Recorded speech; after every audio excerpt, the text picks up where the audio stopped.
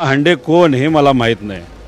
मी माझ्या घरच्यांशीच व्हिडिओ कॉलवर बोलत नाही, माझ्या मित्रपरिवाराशी मी व्हिडिओ कॉलवर बोलत नाही। जर मी माझ्या बायकोशीच व्हिडिओ कॉलवर बोलत नसेल तर हा कोण लागला की त्याला आम्ही व्हिडिओ कॉल तिथं करणार आहे।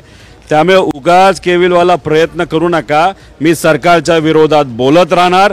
तुम्ही कितीही प्रयत्न केले मला कुठल्याही विषयामध्ये अडकवण्याला मी कोणाला घाबरत नसतो। त्यांना देवेंद्र फडणवीसांचा फोन आला असेल की जा आता जाऊन तिथं काहीतरी कर आणि त्यांनी ते सुरू करायला लागले असेल। देवेंद्र फडणवीस साहेब बोलल्याशिवाय काहीच करत नाही आणि सरकारच्या विरोधात मीच एकटा तिथं बोलत असल्यामुळे आता सरकारची अडचण झालेली आहे। प्रत्येक दिवशी एक कुठल्या नेत्याची चूक तिथं मी काढतोय, म्हणून कुठेतरी मला याच्यात फ्रेम करायचा प्रयत्न तिथं केला जातोय। सरकार तुमचं आहे, तुम्हाला SIT फॉर्म करायची नाही तर काही तुम्हाला करायचे ते तुम्ही करा।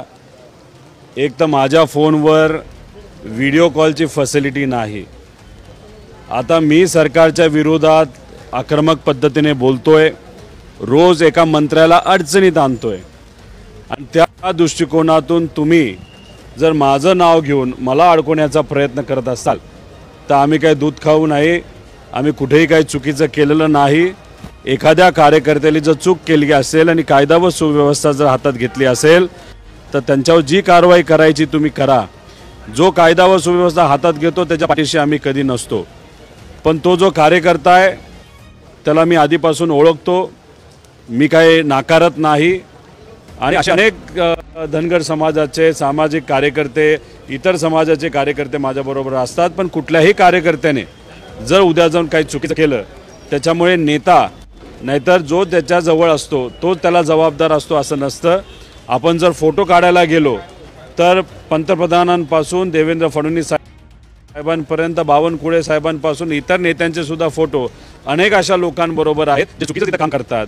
बावनकुळे साहेबांचा फोटो एका ड्रग्ज माफिया बरोबर आहे, पंतप्रधान साहेबांचा फोटो जो सट्टा खेळणारा जो व्यक्ती असतो त्याच्याबरोबर तिथे आहेत, देवेंद्र फडणवीस साहेबांचे फोटो असे अनेक लोकांबरोबर आहेत। मग फोटो आणि फोटोमध्ये असणारा व्यक्ती ह्याला जर तुम्ही जोडायचं झालं तर मग आता सगळ्याच भाजपच्या नेत्यांचे फोटो आम्ही काढू। आम्ही भूमिका तिथं घेत असताना आम्ही नेहमी हेच बोललोय, भाजपचा सुद्धा एखादा नेता जर एखाद्या कार्यकर्त्याबरोबर असला आणि तो कार्यकर्ता चुकीचं काम करत असेल तर आम्ही हेच म्हणतो की कदाचित नेत्याला माहीत नसेल तो कार्यकर्ता कोण आहे। त्यामुळे या विषयाच्या बाबतीत तुम्ही फोटो दाखवून जर मला फ्रेम करण्याचा प्रयत्न करत असाल तर मी तिथं असणाऱ्या सर्व भाजपच्या नेत्यांना म्हणतो आणि देवेंद्र फडणवीस साहेबांना म्हणतो याच्यात SIT फॉर्म करा। व्हिडिओ मी केला होता का, फोन मी केला होता का, काय खरं ते लोकांसमोर तिथं पुढे येऊ द्या, पण मी फक्त सरकारच्या विरोधात बोलतो म्हणून मला अडकवण्याचा जर प्रयत्न केला जात असेल तुम्हाला किती डोकं तुम्हाला आपटायचं आपटा, काय कारवाई करायची करा, तुम्हाला कुठेही त्या ठिकाणी काय सापडणार नाही आणि मी सरकारच्या विरोधात लोकांच्या वतीने तिथं बोलतच राहणार। सोलापुरातील शरणू हाडे याच्या अपहरण प्रकरणी आमदार गोपीचंद पडळकर यांनी केलेल्या आरोपाला आमदार रोहित पवार यांनी सडेतोड उत्तर दिलं। शरणू हाडे हा कोण आहे हेच मला माहिती नाही। मी माझ्या माध्यमांशी मित्रांशी व्हिडिओ कॉलवर बोलत नाही। मी माझ्या बायकोशीच व्हिडिओ कॉलवर बोलत नसेल तर हा हाडे कोण लागला। मला कुठल्याही विषयात अडकवण्याचा प्रयत्न केला तरी मी कोणाला घाबरत नाही। मी सरकारच्या विरोधात बोलत राहणार आहे। सरकार तुमचं आहे, त्यामुळे तुम्ही SIT स्थापन करा किंवा आणखी काय करायचं ते तुम्ही करा। माझ्या फोनवर व्हिडिओ कॉलची सुविधा नाही। मी सरकारच्या विरोधात आक्रमक पद्धतीने बोलतोय आणि रोज एका मंत्र्याला अडचणीत आणतोय। त्या दृष्टिकोनातून माझं नाव घेऊन मला अडकवण्याचा प्रयत्न करत असाल तर आम्ही काय दूध खुळे नाही।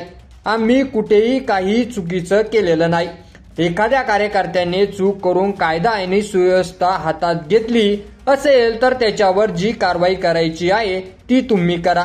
जो कायदा आणि सुव्यवस्था हातात घेतो त्याच्या पाठीशी आम्ही नसतो। धनगर समाजाचे अनेक कार्यकर्ते माझ्यासोबत असतात, पण कुठल्याही कार्यकर्त्याने चुकीचं केलं तर त्याला नेता जबाबदार नसतो। फोटो म्हणाल तर पंतप्रधान नरेंद्र मोदी पासून ते मुख्यमंत्री देवेंद्र फडणवीस यांच्यापर्यंत तसेच बावनकुळे पासून इतर अनेक नेत्यांचे फोटो अनेक अशा व्यक्तीबरोबर आहेत जे चुकीचं काम करतात। त्यामुळे त्या खोलात आम्ही जात नाही। त्यामुळे तुमचं सरकार आहे, मुख्यमंत्री गृहमंत्री तुमचेच आहेत, त्यामुळे त्या खोलात आम्ही जात नाही। त्यामुळे तुमचं सरकार आहे, मुख्यमंत्री गृहमंत्री तुमचेच आहेत, त्यामुळे खरं काय ते लोकांसमोर येण्यासाठी याबाबत SIT स्थापन करण्यात यावी। कार्यकर्ता चुकीचं काम करत असेल तर नेत्यालाच माहिती नसतं तो कार्यकर्ता कोण आहे. त्यामुळे फोटो दाखवून माझ्यावर आरोप करणार असाल तर मी भाजप नेत्यांना विशेष करून मुख्यमंत्री देवेंद्र फडणवीस यांनी या प्रकरणी SIT स्थापन करावी असे आवाहन मी त्यांना करतो. मी व्हिडिओ कॉल केला होता का हे लोकांसमोर येऊ द्या, पण सरकारच्या विरोधात बोलतो म्हणून मला अडकवण्याचा प्रयत्न करत असाल तर तुम्ही कितीही डोकं आपटलं, कितीही चौकशी करा, तुम्हाला काही सापडणार नाही. मी सरकारच्या विरोधात लोकांच्या वतीने बोलत राहणार आहे असे उलट आव्हान रोहित पवार यांनी माध्यमांसमोर दिलं. मात्र खरंच रोहित पवार यांचा शरणू हाडे याच्या प्रकरणात हात आहे का, की गोपीचंद पडळकर हे रोहित पवारांवर आरोप करतायत, हे तुम्ही आम्हाला कमेंट करून नक्की कळवा. आणि चॅनलवर नवीन असाल तर चॅनलला सबस्क्राईब करा. धन्यवाद.